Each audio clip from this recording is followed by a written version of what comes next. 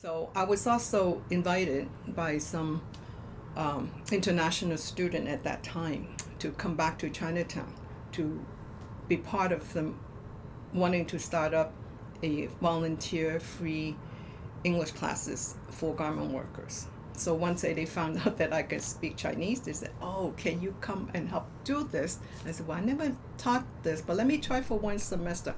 End up doing it for almost 10 years continuously. So when I came back and taught English to the garment workers, most people have similar stories, how they waited so long to come to be unite with their husband mostly, and then they started family here.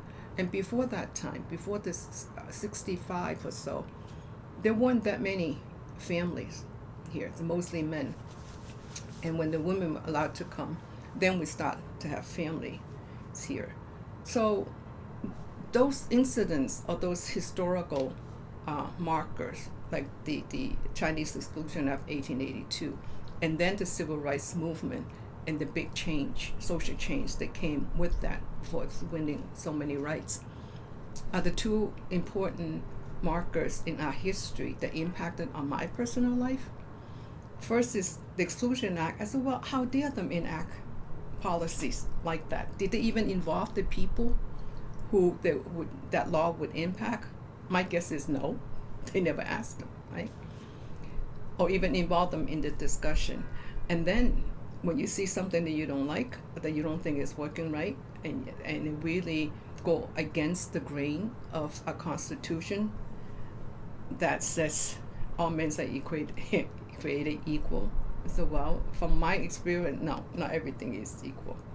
And then what is it that makes it not equal, and who make those decisions? But by coming together and challenge that notions, and you can really get something done. So those two markers have, I would say, the most important learning for me in college, to come back to the community. If we come together and speak in one voice, just like the civil rights writers, maybe we can get something done in changing the conditions and people's lives in our Chinese community. So that's how I got started. And here I am, 50 years later, right?